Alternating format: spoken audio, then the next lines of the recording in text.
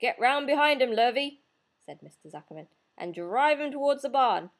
And take it easy, don't rush him. I'll go get a bucket of slops." The news of Wilbur's escape spread rapidly among the animals on the place. Whenever any creature broke loose on Zuckerman's farm, the event was of great interest to the others. The goose shouted to the nearest cow that Wilbur was free, and soon all the cows knew. Then one of the cows told one of the sheep, and soon all the sheep knew. The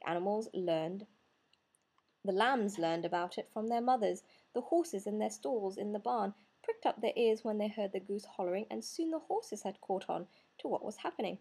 "Wilbur's out," they said. Every animal stirred and lifted its head and became excited to know that one of his friends had got free and was no longer penned up or tied fast. Wilbur didn't know what to do or which way to run. It seemed as though everybody was after him. "If this is what it feels like to be free," he thought, "I believe I'd rather be penned up in my own yard." The cocker spaniel was sneaking up on him from one side. Lurvy, the hired man, was sneaking up on him from the other. Mrs. Zuckerman stood ready to head him off if he started for the garden, and now Mr. Zuckerman was coming down towards him, carrying a pail. "This is really awful," thought Wilbur. "Why doesn't Fern come?" He began to cry. The goose took command and began to give orders. "Don't just stand there, Wilbur! Dot about! Dot about!" cried the goose. "Skip around! Run towards me! Slip in and out! In and out! In and out! Make for the woods! Twist and turn!" The cocker spaniel sprang for Wilbur's hind leg. Wilbur jumped and ran. Lurvy reached out and grabbed. Mr. Zuckerman screamed at Lurvy. The goose cheered for Wilbur. Wilbur dodged between Lurvy's legs. Lurvy missed Wilbur and grabbed the spaniel instead. Nicely done, cried the goose. Try it again, try it again."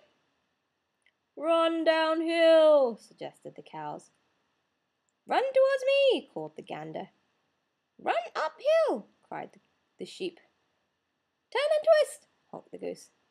"Jump and dance," said the rooster.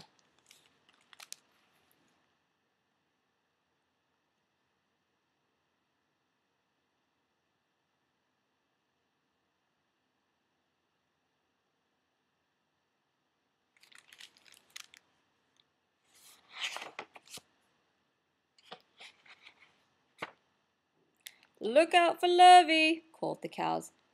"Look out for Zuckerman," yelled the gander.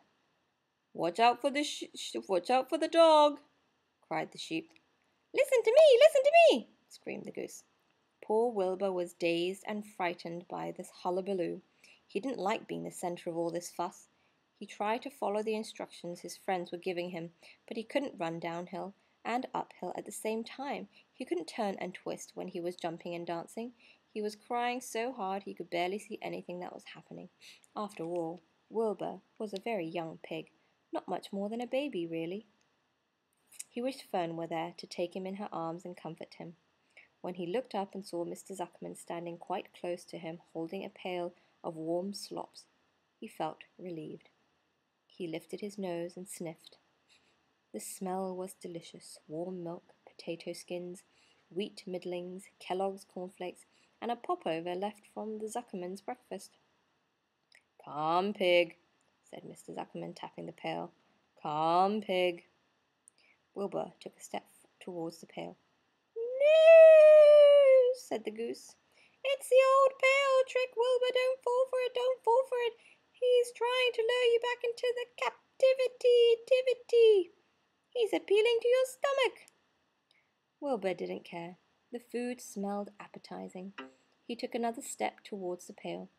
"Pig, pig," said Mr. Zuckerman in a kind voice, and began walking slowly towards the barnyard, looking all about him innocently, as if he didn't know that a little white pig was following along behind him. "You'll be sorry," cried the goose. Wilbur didn't care. He kept walking towards the pail of slops. "You'll miss your freedom," honked the goose. "An hour of freedom is worth a barrel of slops." Wilbur didn't care. When Mr. Zuckerman reached the pig pen, he climbed over the fence and poured the slops into the trough. Then he pulled the loose board away from the fence so that there was a wide hole for Wilbur to walk through.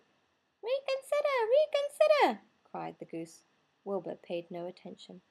He stepped through the fence into his yard. He walked to the trough and took a long drink of slops, sucking in the milk hungrily and chewing the popover. It was good to be home again. While Wilbur ate, Lurvy fetched a hammer and some 8-penny nails and nailed the board in place. Then he and Mr. Zuckerman leaned lazily on the fence, and Mr. Zuckerman scratched Wilbur's back with a stick. "He's quite a pig," said Lurvy. "Yes, he'll make a good pig," said Mr. Zuckerman. Wilbur heard the words of praise. He felt the warm milk inside his stomach. He felt the pleasant rubbing of the stick along his itchy back. He felt peaceful and sleepy and happy. This had been a tiring afternoon. It was still only about 4 o'clock, but Wilbur was ready for bed. "I'm really too young to go out into the world alone," he thought as he lay down. Right, now I'd like you to open up the document with the questions and answer the questions from what you have listened to today.